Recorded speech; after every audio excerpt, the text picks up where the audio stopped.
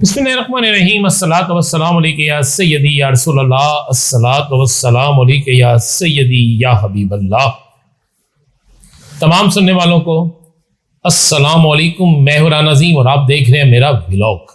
شہر اقتدار میں تبدیلی کی ہوا چل پڑی ہے۔ آج دو اہم ترین دفاتر سے سامان کی منتقلی شروع ہو گئی ہے۔ بانی تحریک انصاف کو لے جانے کی ایک اور کوشش ناکام۔ کون لے جانا چاہتا تھا؟ کیا بانی کا ہسپتال لے جانا تھا یا کہیں اور؟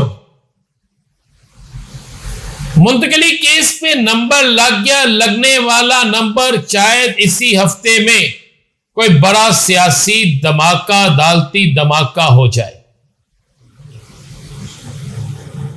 بڑا قومی اتحاد اپوزیشن کا مولانا انتہائی ایکٹیو ہو چکے ہیں۔ آج شاہدہ خان عباسی سے ملاقات کی ہے۔ ہر صورت میں جلسہ ہوگا مینار پاکستان پر، کوئی اس جلسے کو روک نہیں سکے گا۔ اب ڈیرے لگیں گے پنجاب میں، یہ الفاظ بھی کہہ دیے گئے ہیں۔ بڑی خبریں ہیں، بلکہ اہم ترین خبریں ہیں۔ ان بڑی اور اہم ترین خبروں کے حوالے سے تفصیلی بات کریں گے، لیکن اس سے پہلے آئیے میرے ساتھ اس دعا میں شامل ہو جائیں، وہ دعا جو ہمیشہ میں آپ کے لیے اور اپنے لیے کرتا ہوں کہ اللہ تعالیٰ کی ذات ہم سب کو ایمان والی، صحت تندرستی والی، عزت والی لمبی عمر عطا فرمائے، اور جب بھی زندگی کا خاتمہ ہو تو ایمان پر ہو، اور جنت البقیع ہمیں نصیب میں ملے۔ آمین ثم آمین ثم آمین ثم آمین۔ سیاست میں لگتا ہے کہ کوئی فائنل راؤنڈ شروع ہو گیا ہے۔ اگر آپ غور کریں تو سیاست کا فائنل راؤنڈ اسی دن سے شروع ہو گیا تھا جب سپریم کورٹ سے فیصلہ آیا تھا۔ کوئی توقع نہیں کر سکتا تھا، کوئی سوچ نہیں سکتا تھا، کسی کے وہم و گمان میں بھی نہیں تھا کہ ایسا ہو سکتا ہے، لیکن ایسا ہو گیا۔ سپریم کورٹ سے فیصلہ آتا ہے، اور سپریم کورٹ سے آنے والے فیصلے کے بعد حالات اتنی تیزی سے کروٹ لیتے ہیں، حالات اتنی تیزی سے بدلتے ہیں کہ یہ بھی کسی کے وہم و گمان میں بھی نہیں تھا۔ حالات بدلتے ہیں، تیزی کے ساتھ چیزیں تبدیل ہوتی ہیں، اور پھر آہستہ آہستہ کچھ چیزیں کھلنا بھی شروع ہو جاتی ہیں۔ اس فیصلے کے بعد حکومت کی طرف سے ایک علیحدہ رد عمل آتا ہے۔ پہلے اس فیصلے کو ویلکم کہا جاتا ہے، پھر اس فیصلے پر وہ ساری چیزیں آپ کو پتا ہے کہ نظر ثانی اپیل دائر کر دی جاتی ہے۔ پھر جس وقت یہ سارا کچھ ہو جاتا ہے اور عمران خان کے ساتھ اڈیالہ سے لے کر ومز ہسپتال تک جو ہوتا ہے وہ بھی آپ کے سامنے ہے۔ آغاز اس دن ہو گیا تھا، اس کے بعد بہت سی چیزیں، بہت سی خبریں باہر نکلتی ہیں، ایوان صدر سے کو حالی کرنے سے لے کر اپوزیشن بینچوں کی طرف جانے والا، جس کے بعد یہ بات بالکل واضح ہو جاتی ہے کہ اب تبدیلی آ رہی ہے اور اس تبدیلی کو کوئی نہیں روک سکتا۔ آج جب تحریک انصاف کے وکلاء عدالت جاتے ہیں اور عدالت میں جا کر چیف جسٹس صاحب سے ملاقات کی کوشش کرتے ہیں، وہ ملاقات نہیں ہوتی، لیکن رجسٹرار سے ملاقات ہو جاتی ہے، جس پر رجسٹرار صاحب انہیں یقین دہانی کراتے ہیں کہ اگلے چند دنوں میں، یعنی اسی ہفتے کے اندر ان کا یہ توہین عدالت کا کیس لگ جائے گا۔ اب بہت سے حلقے کہہ رہے ہیں کہ توہین عدالت کے کیس میں کئی سیاسی گردنیں اڑ سکتی ہیں۔ سیاسی طور پر اگر ماضی میں دیکھیں یوسف رضا گیلانی اگر انہی معاملات پر نااہل ہو سکتے ہیں تو پھر کوئی نئی مثال بھی بن سکتی ہے، کیونکہ تحریک انصاف نے یہ واضح کہہ دیا کہ ہم عدلیہ کے ساتھ کھڑے ہیں، ہم عدلیہ کے فیصلوں پر عمل درآمد کرائیں گے۔ وکلاء بھی اس معاملے میں کھل کے سامنے آ گئے ہیں۔ کیا کہا آج تحریک انصاف کے اہم ترین رہنماؤں نے، جن میں بیرسٹر گوہر سے لے کر اس گفتگو کے بعد آپ کو ایک چیز پہ واضح اندازہ ہو گیا۔ یہاں پہ کئی سوالات ہوئے، کئی لوگوں نے کہا کہ جناب بتائیں آپ کے محسن نقوی صاحب سے رابطے ہیں، انہوں نے کہا بالکل ہے، کئی دفعہ بات ہوئی ہے، کئی دفعہ ملاقات ہوئی ہے، لیکن وہ معاملات کچھ اور ہیں۔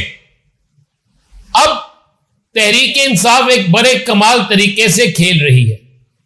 تحریک انصاف نے بجائے اس چیز کے کہ کئی اور جگہ پر جا کر نشانہ بنایا جائے، تحریک انصاف نے اپنا نشانہ اپنے سیاسی مخالفین کو رکھ لیا ہے، جس کے بعد حکومت کے اندر بھی ایک نئی ہلچل مچ گئی. اور آج کی خبر آپ کو دے رہا ہوں، بڑی بریکنگ نیوز دے رہا ہوں. اس بڑی بریکنگ نیوز کو ذہن میں رکھیے گا اور آج کی تاریخ کو بھی ذہن میں رکھیے گا. آج 24 تاریخ ہے، 24 اگست. یہ 24 اگست کی آپ کو میں بڑی بریکنگ نیوز دینے جا رہا ہوں. بڑی بریکنگ نیوز یہ ہے کہ اسلام آباد سے دو بڑے اہم ترین ذمہ داران نے اپنے دفاتر کا سامان شفٹ کرنا شروع کر دیا. یہ معمولی خبر نہیں ہے. دو بڑے اہم ترین ذمہ داران نے اپنے دفاتر کا سامان شفٹ کرنا شروع کر دیا ہے اور ایک اہم ترین ذرائع اس طرف اشارہ کر رہے ہیں. اہم ترین ذرائع یہ بات بتا رہے ہیں کہ یہ صرف ایک معمولی بات نہیں ہے، یہ بہت بڑی ڈیولپمنٹ ہے. اگر واقعی جو دو بڑے اہم ترین سیاسی ذمہ دار ہیں، اگر وہ اسلام آباد سے، شہر اقتدار سے اپنے سامان کو سمیٹ رہے ہیں اور آج کے دن میں ان کا بہت سا سامان شفٹ کیا گیا ہے. کوئی اسے کہہ رہے کہ نیا سامان آنا، لیکن نئے سامان میں نئی فائلیں نہیں آتی.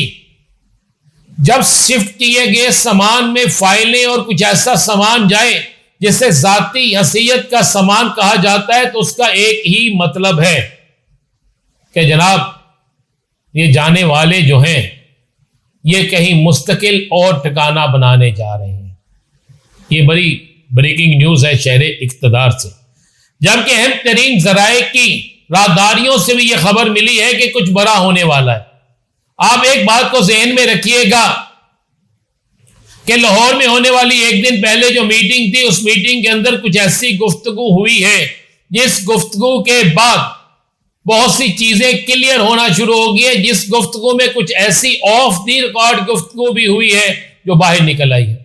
جب آف دی ریکارڈ گفتگو باہر نکلنا شروع ہو جائے تو اس بات کو ذہن میں رکھیے گا کہ چیزیں الٹنے لگی ہیں.